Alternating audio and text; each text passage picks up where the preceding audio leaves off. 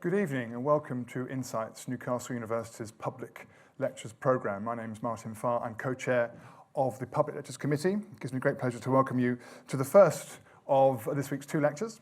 On Thursday, as you'll find out in our brochure on the table outside, on Thursday we have Amy Lame, the Night Tsar of London, or I think it should be Tsarina of London, speaking on London's night economy.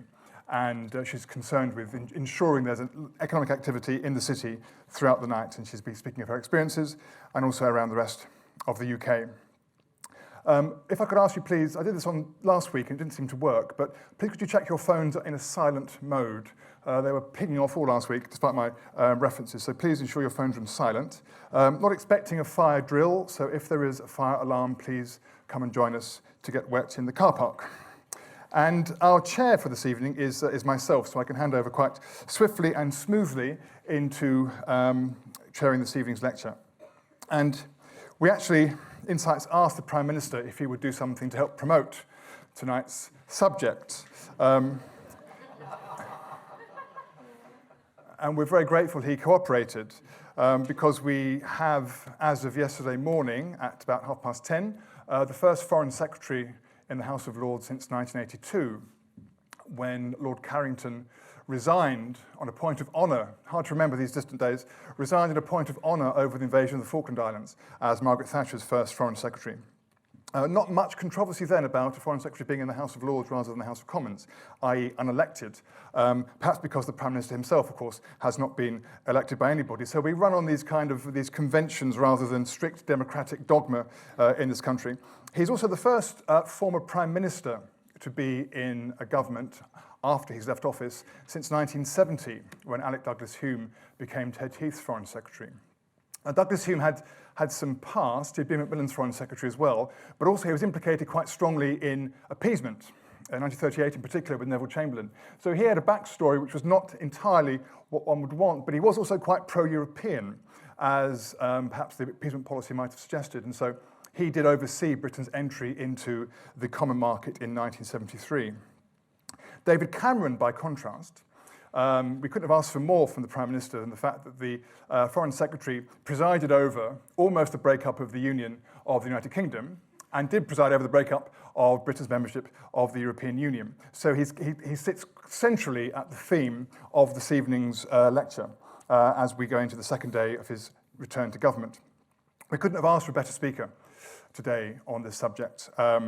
Hugely eminent, if one were to say who is the most eminent or most prominent historians of Britain and its imperial history, Stuart Ward's name will be at the top of that list.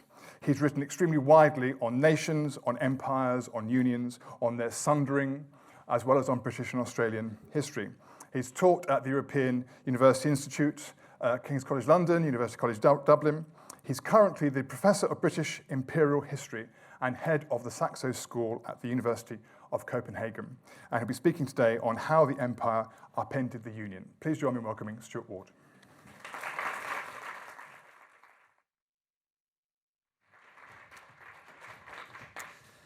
Right, well, thanks so much, Martin, for that very too kind introduction. Thank you so much for the invitation. I also want to thank the team behind these Insights lectures, Umberine and Stephanie.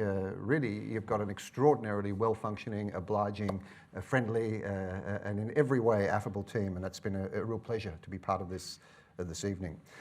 Tonight's question is how the end of empire upended the Union, and I'm using upended in a very open-ended sense of the term. To be upended can mean many things. You don't need to be persuaded that the Union is already doomed to inevitable dissolution to buy into the premise of tonight's lecture, I'm pleased to say. But anyone who has tuned into the conversation about the long-term future of the United Kingdom, a conversation which has been going on for decades now, in the light of tectonic shifts in the base plate across Scotland, Wales, Northern Ireland, and indeed England for that matter, anyone who's followed the conversation will at least recognise that it's not all been plain sailing, shall we say, and that an underlying sense of disruption or even rupture has come to characterise the way we talk about the fractured politics of the Union. What's the end of empire got to do with it? is my question. And let me start with a version of the proposition that was succinctly put by Andrew Marr not so long ago in his typically pithy fashion. With the end of empire and the fading of uniting wartime memory, Britishness has receded as something felt in the pulse and retreated into official abstraction. So, shared British sentiments are on the wane, we're told. Britishness is being reduced to something abstract or coldly institutional. And by implication, and frequently explication, this slow leaching of shared feeling is central to comprehending the crisis of unionism in the 21st century. The historian Alvin Jackson has called this the emotional deficit at the heart of the Union, steadily driving its constituent peoples apart. And how did this state of affairs come about? According to Andrew Marr, we would do well to cast our minds several decades back to the end of empire. Now, this is far from Andrew Marr's own original contribution. It's not even the first time the thought had occurred to him. It's more like a shared thought bubble that has expanded over time, a thought bubble with multiple investors, stakeholders, and contributors. Here's just a handful of them. I'm not going to read them out, each with their own distinct take on the same theme. At the top we have Robert Skidelsky, for whom the connection can be stated as a straightforward proposition. It was the end of empire that raised the issue of national identity, evidently without fear of contradiction or correction. Andrew Gamble sees the matter in utilitarian terms. It was the empire that gave the four nations something to do together. And when they no longer had that something to do together, the Union itself became obsolete. For Norman Davies, it was also a case of straightforward obsolescence. The whole point of Britishness fell by the wayside with the demise of empire that had long sustained it. And then at the bottom we have David Markand, where there's almost an existential element to the equation. The fundamental definition of Britishness itself cannot be disaggregated from its worldly remit. Now, none of these positions, I think, should be unfamiliar to you. I imagine many of you have seen or read some version of this over the years. Nor do any of these figures really go to much trouble of unpacking the argument, explaining the linking device, the linking of the end of empire to the upending of the Union. All too often, the presumptive connection is characterized by a conspicuous reluctance to spell out the chain of causation. It's left hanging. Now, none of these are isolated examples. A whole mini-publishing industry has mushroomed in recent decades, plumbing the depths of the diminishing force of a unitary Britishness. These are the sorts of titles that I'm sure some of you have seen. Almost all of them gesturing vaguely to the end of empire as a determining variable, if not the determining variable. And this is just the published books, before we even get onto the question of newspapers and the kinds of pronouncements we see there. Sometimes the matter is rendered as a direct linear sequence, as with the opening lines of Ian Jack's evocatively titled "The Country Formerly Known as Great Britain." And you can see it on the right-hand side. First, the empire went. And I'm not going to read the rest of the quote because that's enough, really. As with so many invocations of this theme, the end of empire furnishes the crucial tipping point beyond which so much else falls effortlessly away. It almost requires no further explication. Now, you might be tempted to conclude that this really is just a thought bubble and no more, a lot of hot air, the intellectual plaything of a generation of learned gentlemen grappling with the unsettling implications of devolutionary politics. After all, this was the decade of New Labour when this really started to circulate with the constitutional referendums of 1997, led to the establishment of the Scottish and Welsh assemblies. And so the punditry went into overdrive to find big, sweeping explanations, but not so big and sweeping that they couldn't fit snugly into an op-ed column. But if we burrow further back in time, we find that that's not the case. This idea has a much longer gestation period. We find that Tom Nairn, back in 1977, Tom Nairn, who died earlier this year in January at the age of 90, placed a lot of emphasis on the decline of empire in his seminal work, The Breakup of Britain. in 1977, arguing that the spoils of empire had obscured the otherwise glaring failure of a sclerotic British state to modernise, leaving that state effectively moribund when the imperial props fell away. So we might be tempted to credit authorship to Tom Nairn in 1977. That's where the idea comes from. But even a decade before Nairn, before he became committed to the separatist cause, back when he was still railing against the tartan monster, as he called it, of Scottish nationalism, we find Harry Hannam, Professor of Politics at Edinburgh University, thinking out loud about the effects of the end of empire on Scotland in 1969.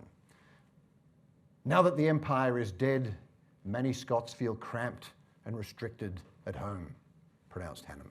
And the solution was nationalism, was separatism. Now, Harry Hannam had recently arrived from New Zealand. He was a New Zealander. So perhaps the end of empire argument was imported by the empire itself. We can blame it all on New Zealand, which as an Australian is always an attractive proposition. But again, not so, because 2 years before Harry Hannam, we find something similar in December 1967 from Ludovic Kennedy. He was quite convinced, even then, even in 1967, that the very term British was devoid of meaning without the empire. So shades of what David Markin had to say 30 years later. That this wasn't just an extreme nationalist position, or even a distinctly Scottish one, is also affirmed by the many other voices of a more moderate or even conservative stripe who couldn't resist drawing parallels, imperial parallels.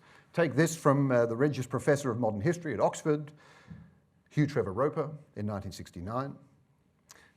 He's talking about decolonisation is not complete because there is a residue in Britain itself. That residue, that outpost, is Ulster. This was only a few years after Trevor Roper had infamously pronounced that African history afforded little more than the unedifying gyrations of barbarous tribes, as he unedifyingly put it at the time. But that didn't prevent him from invoking a largely African-derived concept like decolonisation to account for the fault lines emerging in his own country. So how far back can we go to find evidence of people wondering out loud whether the end of empire was somehow upending the Union?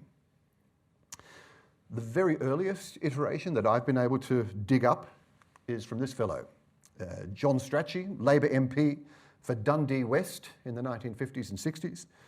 This was in 1962. The year is significant because it's the first time that the SNP polled more than double figures in a by-election, winning 25% of the vote in West Lothian in the summer of that year. And this, as you can imagine, caused a bit of a stir among Labour MPs in Scotland. In this instance, we have Strachey writing to his colleague Tam Dalyell, who had just beaten off the first of what would become 6 attempts by the SNP's Billy Wolfe to capture that seat at West Lothian. And he wrote to Dalyell, writing my books, because he was an inveterate writer as well. He published the first book to use the end of empire in the past tense in a title in 1959. And writing these books, he said to Dalyell, I have had to reflect deeply on what happens to countries when they divest themselves of colonies and dominions. Now that the empire is vanishing, we must prevent the balkanisation of Britain at all costs. So as I say, that's the earliest, getting up beyond 60 years ago, the earliest iteration of this connection. So that's a broad sketch, if you like, of the evolution of an idea. And what I want to turn to now is how we might put some meat on the bones. Does the connection have any validity at all? And if so, how do we get beyond the surface rhetoric and account for the underlying dynamics?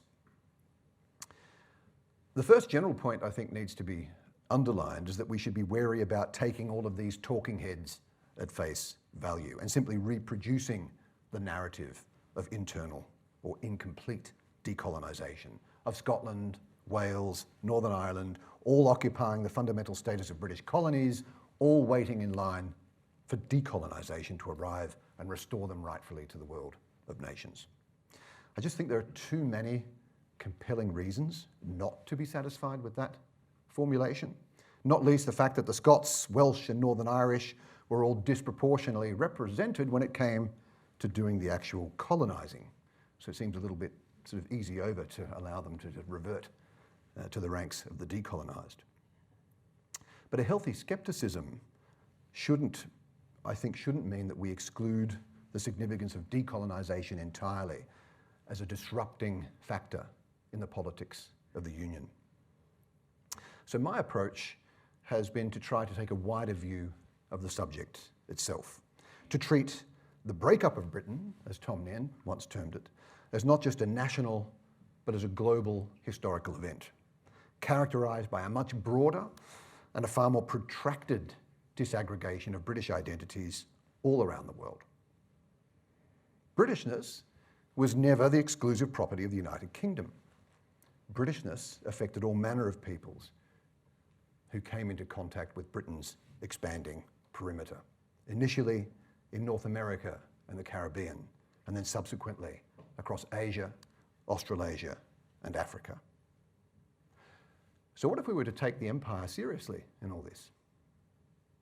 What if we were to include it in our field of vision, not just as a shady backdrop to an op-ed column, but as something essential, fundamental to the fading resonance of Britishness in the 20th century?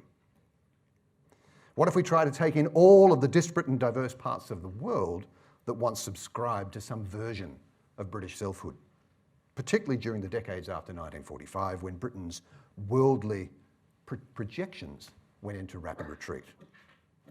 So that's the idea that I've been working with. To try and put that into some kind of perspective, in the opening passages of the book that Martin very kindly introduced earlier, I try to illustrate the possibilities by borrowing from a scene in Mike Bartlett's stage production of King Charles III that was on stage back in 2014.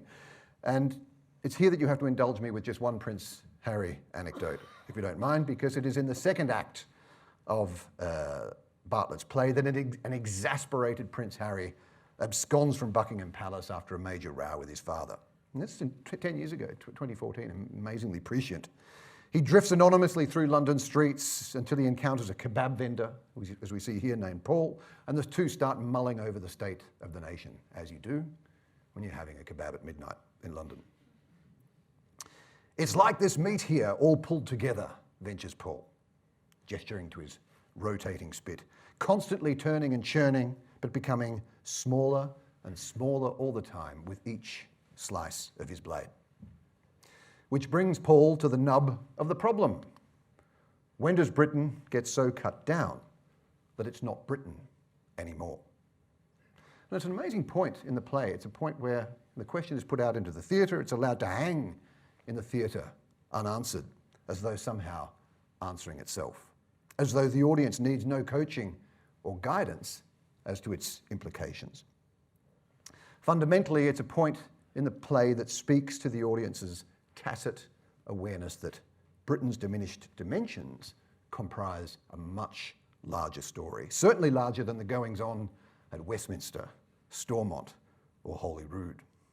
And for those audience members who might have needed some prompting, you have a West Indian connection, just to put the matter beyond doubt. Something had literally been carved out that was an integral component of what once was known as Britain. So, if you like, it's a matter of viewing the problem of the breakup of Britain from the outside in, not, I hasten to add, as a straightforward matter of cause and effect. As I say somewhere in the introduction to the book, this is not a book where the empire is something that happens to Britain, which is a dynamic you see in a lot of work in this general vein, but one where the United Kingdom and its overseas affiliates all become mutually swept up in the global and complex dislocations of imperial decline. And crucial to all this are the 3 to 4 decades after 1945, the decades of global decolonisation, the effects of which I think can be boiled down to two things, to two major developments. One, I think, be familiar to everyone. This is a time we had an unusually adverse climate for colonialism worldwide, coupled with Britain's inability to maintain the role of a material, commercial, and spiritual hub of a globally dispersed constituency. That, as I say, I think is quite well established. But the other point, the other thing that's distinctive about this period and less well established, is that this is a time of explosive new potential for closer proximity between British communities hitherto consigned to separate geographic spheres. A time of renewed human mobility, people moving all over the place from the 1950s onwards, more efficient integration of global supply chains, so goods moving around the British world like never before. And you also have a media and broadcasting revolution that brings widely dispersed peoples into closer networks of virtual proximity. And yet, it was at this very moment when the possibilities for deeper global integration were actually materializing that the various constituent peoples of the British world had a closer look at each other and began to encounter the shock of misrecognition. An early portent was the rude reception that awaited Trinidad's cricketing sensation, Leary Constantine, when he tried to check into the Imperial Hotel in Russell Square in 1943. Note, by the way, that's the original Imperial Hotel, if you know Russell Square, and not the reinforced concrete monstrosity that they built in its place after it was demolished in the 1960s. Constantine tries to check into his hotel, the room that he's booked, only to find himself ushered down the road to the less opulent Bedford Hotel on the grounds that the Imperial, ironically, only catered to white people. Constantine remonstrated that he was, of course, a British subject with the same rights as any other, but his claim went unrecognised. And though this caused, at the time, a whole lot of public sympathy, as we could see, this is the view of David Lowe in the Evening Standard after Constantine successfully sued the hotel for breach of contract. Nevertheless, his experience was by no means unique and certainly not the last of its kind. Into the post-war years, the pattern of misrecognition multiplied, with questions raised about the viability and durability of British symbols and sentiments in a world that was rapidly being remade. And I only have time this evening to highlight a handful of what I think are quite illustrative examples of what's going on. And I'm going to try and join the dots on these to build up a portrait of multiple little deaths of Britain in the world. Let's start in Canada, where in 1964, you have the push to dispense with the Union Jack on the flag. They had had a colonial ensign, just like we have in Australia and New Zealand. And the push was to get rid of the Union Jack and introduce a new, nationally self-sufficient symbolism. And this was experienced at the time as a species of rupture, deeply unsettling for many community organisations in Canada, which is something we tend to forget, and which I think this contemporary image serves as a vivid reminder. Here we have the Prime Minister of the day, Lester Pearson, carrying his preferred design for a new Canadian flag, but really pushing it literally uphill in the face of opposition from all kinds of civic organisations. In fact, Pearson encountered so much opposition with his preferred design for a Canadian flag that he ultimately had to compromise. You'll notice that's not the flag that ultimately was raised over Ottawa in 1964. As I say, just one fleeting example, it was not just about symbols. New histories were also starting to appear at this time, with self-sufficiently, self-consciously national narratives. Here you have Keith Sinclair, who was one of the first historians ever to imagine he might sell a book with the title A History of New Zealand. You'd think someone had already cornered that market before. This Sinclair did as late as 1959. He was self-conscious about writing as a New Zealander, very deliberate, and the flip side of that was an equal self-consciousness about the identity that he was trying to dispense with. And he reflected on that a few years later. He said, "For us to want to be British is a poor objective, like wanting to be an understudy or a caretaker or an undertaker." Indigenous peoples, too, were finding a new foothold for asserting their own unique selfhood and mounting claims for equal rights in new languages. It was in these years that the tried and not so true technique of many, many generations of petitioning the sovereign in London via the protocols of British constitutionalism started to give way to new forms of claim making that were inherently self-sufficient and, importantly for Indigenous people, self-validating. Like the example we have here, the Aboriginal Bark Petition of 1963 that dispensed with all the paraphernalia of the rights of British subjects to simply and effectively assert we were born here. Very, very different from what you'd previously heard in Indigenous petitioning, and in a more customary medium, the bark petition, the Indigenous motifs, far from being merely decorative, were integral to signalling their spiritual attachment to the land as a very, very different basis for asserting rights and political selfhood. And this could be profoundly disrupting for the descendants of the settlers themselves.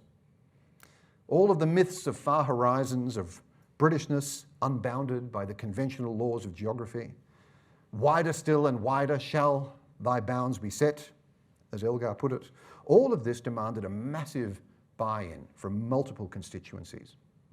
So even when marginalised and disinherited groups like Indigenous Australians started relinquishing that moral world of British rights, it contributed to the reduction over time of the range and hence the resonance of Britishness itself. In the Caribbean, when Trinidad and Tobago, just to take one example, achieved independence in 1962, Prime Minister Eric Williams called for a wholesale recalibration of popular loyalties. And like Keith Sinclair, he too published a major work of national history. That was his gift. The book you see there was his gift, independence gift to the nation, where he underlined that there can be no Mother England and no dual loyalties. No person can be allowed to get the best of both worlds. In other words, this was a time of a worldwide adoption of downsized, self-contained, self-sufficient totems of selfhood. Due to the combined effects of both push and pull factors, the possibilities for being British in the world were rapidly receding. And it's surprising the more you look into this, it's surprising how often people actually noticed and articulated their awareness of this out loud, the creeping obsolescence of their British affinities. And this could resonate all along the affective scale, from elation at one end of the extreme to indifference, to in some cases, a form of existential dread. And if we just look at that trepidation end of the emotional spectrum, the archetypal example in the top left corner would have to be White Rhodesia, where the slow attenuation of British sentiment worldwide was part and parcel of Ian Smith's reasoning in making his illegal declaration of independence from Britain in 1965. While, of course, continuing to fly the British flag, continuing to swear allegiance to Her Majesty the Queen, and so on. Smith stressed the need to act while massive support could still be relied on elsewhere in the world, sensing, I think, that something of intangible value to his cause and his claim to upholding the true mantle of Britishness in Africa was somehow slipping away from him. And there were other straws in the wind that we can see on the slide at this time, in the late 1960s, that point to wider cracks in the global British firmament. Up on the right-hand side, the early months of 1968 saw the establishment of the Falkland Islands lobby. Not, as you might imagine, to counter resurgent Argentinian designs on the islands per se, so much as to mount sustained resistance against what was perceived as the irresolution of Britain and the British government. So much of their activities was actually directed towards Britain. The falling away of the wider safety net, a reassuring chain of British colonies, dominions, dependencies around the world, somehow made the predicament of these people seem that much more precarious, spurring them to take action. Action was also taken elsewhere. In the bottom left, the following year, in March 1969, British forces were dispatched to the Caribbean island of Anguilla to quell a popular revolt claiming the right to remain British rather than be shackled to the sovereignty of nearby St Kitts. Now, as invasions go, it was a quite leisurely affair, as you can see from the picture. They are actually golf clubs, as you can see, that's part of the landing kit of British officers. But nevertheless, it's part of this wider connectivity. And then lastly, in April 1968, a mob of disaffected Gibraltarians descended on the governor's residence to demand stronger measures to counter the designs of Franco's Spain. And when they were sent away empty-handed, they went on a spontaneous, unbridled rampage through the town, ransacking shops, commercial premises, overturning buses, as you see in the image there, setting fire to cars, yachts, all the while chanting, "British we are and British we stay." Now, looking at these four images, it's hard to imagine a series of episodes less obviously connected in a literal sense, in terms of scale, causation, community dynamics. They all had their own internal logic, and yet all were fundamentally about thwarted identity claims mediated through the same ambivalent end of empire nexus. There's a reason why these ruptures are taking place at roughly the same time.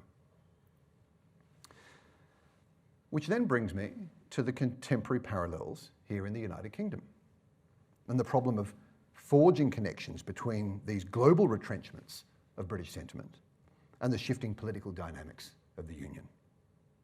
So how do you go about that? I went about it by looking not for patterns of direct causation, because I don't think that's how these things work, but rather by looking for points of convergence. Like this one here. We're at Nairobi Airport in March 1968. We're at the tipping point of the Kenyan Asians crisis of that year, where a huge crowd converged on the airport to catch the last available passage to England before the imposition of draconian immigration restrictions. Looking back at this episode, this was really, the first major stop the boats moment in modern British history. And it hinged on what had now become the unwanted implications of Britain's overstretched frontiers. These people were British subjects, like Leary Constantine in 1943. So the only way the Wilson government could exclude them was to deliberately roll back Britain's legal frontiers. And this had all kinds of unintended consequences, one of which was the reassertion of a more circumscribed Englishness in the context of mounting anti-immigration sentiment. And here I look specifically at the cool reception given to Kenyan Asians who arrived in Leicester. There's a local political dimension to this. Leicester was one of a handful of destinations in England where the Kenyan Asians found a new home in significant numbers. And in 1968, the spring of 1968, Leicester became something of a hotbed of Powellism, and particularly the unique brand of insurgent Englishness that was Enoch Powell's chief rhetorical weapon at that very time. So in the unedifying argument about the rights of Kenyan Asians, we find in Leicester that the only ones talking about Britishness were the Kenyan Asians themselves. Englishness had become the last refuge. And that's just one possible point of entry. Another image worth visiting is that Gibraltarian riot in 1968. Because there's an interesting little detail in the riot. I've been to Gibraltar and been through their archives and sort of studied this little episode. It's not very well known.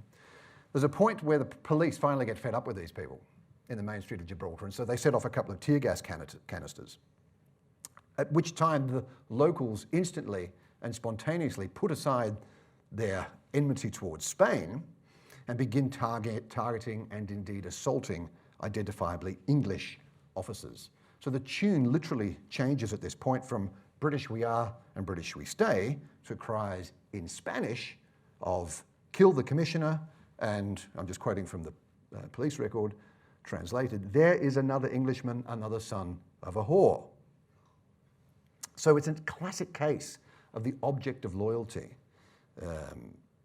burdened with all kinds of underlying resentments that could easily be aroused. The Gibraltar Post tried to look on the lighter side with an editorial the following day, hoist up the Union Jack in your garden, rejoice, and put on your red, white and blue panties, for last weekend we made history. We have been the only territory in the whole worldwide British Empire, or what is left of it, to have had policemen and soldiers having to quell a very riotous pro-British demonstration. But although an unusual and in no sense commonplace for Gibraltar, in no sense typical, it was far from unique.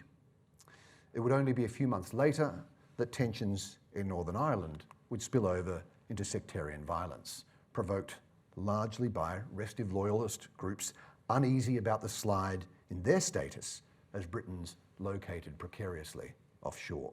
Now, the two episodes are obviously not the same. but they are arguably variations on a theme. The timing of the Troubles in the late months of 1968 and into 1969 starts to make more sense when we view them not simply against the backdrop of timeless enmities, visceral communal rivalries, but also in terms of a much wider confluence of recrimination and regret about the failure of long-range British affinities to count when they were most needed.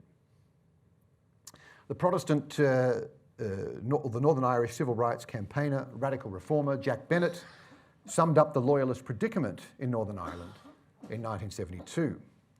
In this book, The Northern Ireland Conflict and British Power, he said, whenever they trumpet their determination to remain British, they effectively concede the possibility that they may either remain British or they may not, for ultimately it is entirely up to Britain to decide. And should Britain decide otherwise, it is difficult to imagine what degree of determination would enable them to remain British in any realistic sense unless that determination included the ability to row a boat.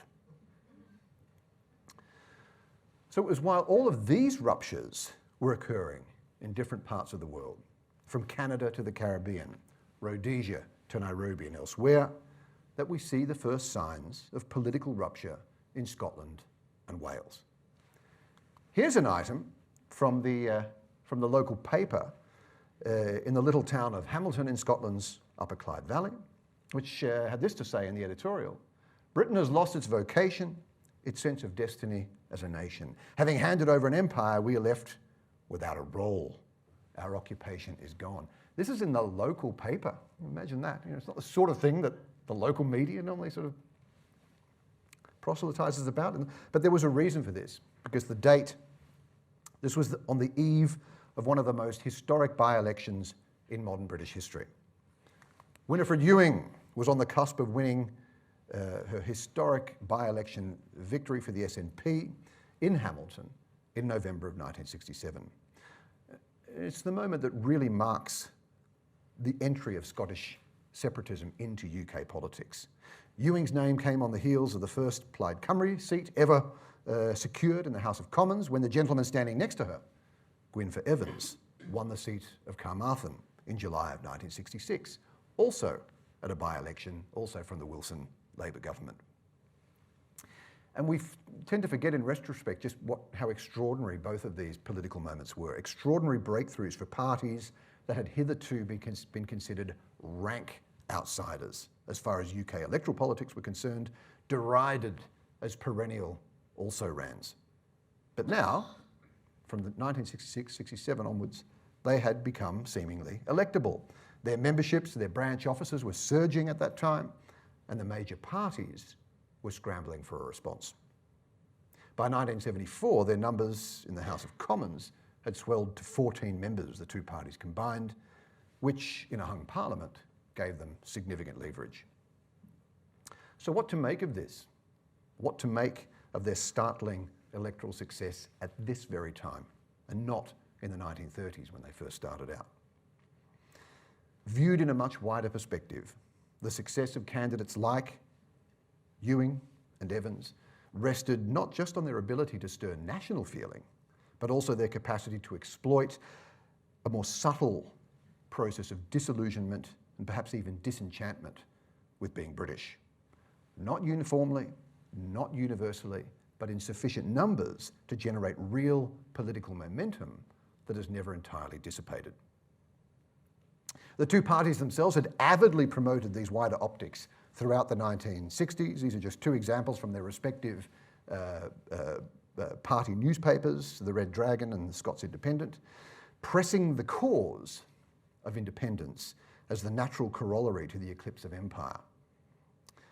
And we don't need to buy into this logic. We don't need to join the party, framing Scotland and Wales as England's last colonies awaiting emancipation. We don't need any of that to see the potency of an empire in decline corroding popular identification with a unitary Britishness at a time when those very sentiments were in a rapid retreat worldwide. I want to conclude with a contemporary source that I think really captures the range and subtlety of what was going on at this time, but I'm not going to tell you where it's from.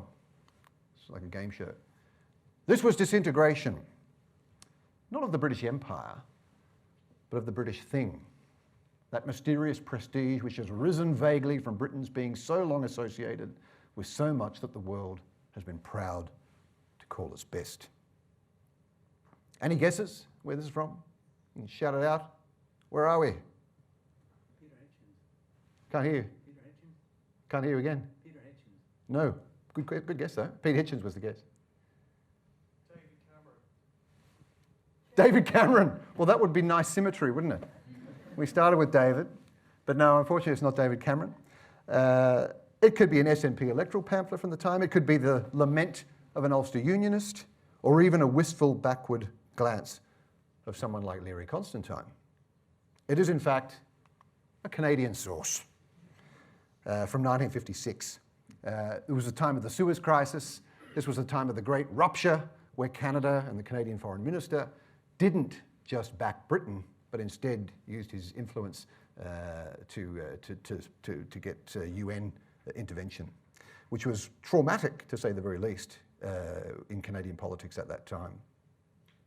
But what I find interesting about this source, and why I conclude with it, is the reference to the British thing. Note the difficulty even naming the elusive object, spectacularly coming unstuck. And note the inference that it was something the entire world could somehow relate to. Understanding that crucial worldly dimension, I would argue, requires a global aperture. Kenneth Morgan once said of Plaid Cymru's victory in Carmarthen in 1966 that it was simply too sweeping to be explained solely by reference to purely local or fortuitous factors. I would only add that this very same thing goes for Winifred Ewing in Hamilton. Some will try to tell you that it was all about local grievances, it was about the local bus timetables or trains to Glasgow or whatever. But I would have thought that completely unknown, completely untried candidates do not secure swings in excess of 40% purely on the strength of local discontent. Nor do they typically move voters in a local by-election with a slogan like, "Stop the world, Scotland wants to get on," while literally sitting on a globe. So I think we have the visual evidence here that is suggesting there is a larger story unfolding before our eyes. And it didn't take me long to track down the globe. It turns out that the globe in question is parked in the forecourt of the David Livingstone Museum in Blantyre, a monument originally meant to symbolise Britain's beneficial global reach, now standing in as a visual plea for Scotland to part company with the decaying rump of post-imperial Britain. That's all I have time for this evening. It was, I realise, something of a cook's tour, but there will be time for questions, and I believe if you are interested in the deep immersion version of this story, I'm told that copies will be available for purchase afterwards at a competitive price. Thanks very much for listening.